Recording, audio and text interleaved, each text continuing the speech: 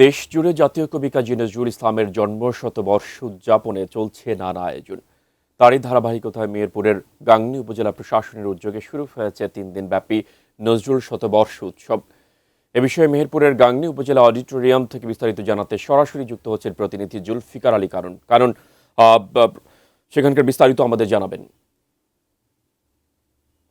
মেহেদী যেমনটি বলছিলেন, প্রেমের কবি, সাম্যের কবি, দ্রোহের কবি, এই কবির জাতীয় উৎসব হিসাবে এটিকে গ্রহণ করেছে বাংলাদেশ সরকার। গতকাল সকাল 10টার সময় প্রধানমন্ত্রী তারেক রহমান এই কর্মসূচির উদ্বোধন করেছেন।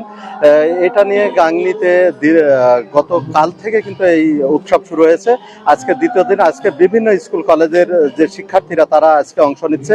গান, কবিতা এবং নৃত্য আজকের এই প্রতিযোগের বিষয়, এবং বিভিন্ন স্কুল কলেজের শিক্ষার্থীরা এসেছে এবং তারা আজকে পারফর্ম করছে। বিশেষ করে এখানে উপস্থিত রয়েছেন গাংনী উপজেলা নির্বাহী অফিসার আনোয়ার হোসেন সহ অন্যান্যরা, এবং বিভিন্ন শিক্ষা প্রতিষ্ঠানের যারা অংশ নিচ্ছে তারা কিন্তু শুধু অংশ নিচ্ছে তাই নয়, এই অংশগ্রহণের মধ্যে দিয়ে তারা কিন্তু জাতীয় কবি কাজী নজরুল ইসলাম সম্বন্ধে জানতে পারছে, এবং তারা এই কবির যে দ্রোহ, প্রেম এবং বিদ্রোহের যে ঘটনাগুলো আছে সেগুলো কিন্তু তারা জানতে পারছে, এবং স্বতঃস্ফূর্তভাবে তারা এটা অংশগ্রহণ করছে। বিশেষ করে মাধ্যমিক পর্যায়ে এবং উচ্চ মাধ্যমিক পর্যায়ে থেকে শুরু করে যারা প্রাইমারি স্কুলের ছাত্রছাত্রী আছে তারাও কিন্তু এই প্রোগ্রামে অংশ নিচ্ছে। তা আমি দাঁড়িয়ে আছি গাংনীর যে অডিটোরিয়ামের সামনেই আছি।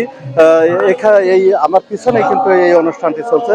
তো মেহেরপুরের গাংনী উপজেলার এই অডিটোরিয়াম থেকে কাজী নজরুল নিয়ে অনুষ্ঠানমালার এই ছিল আমার কাছে সর্বশেষ। মেহেদী।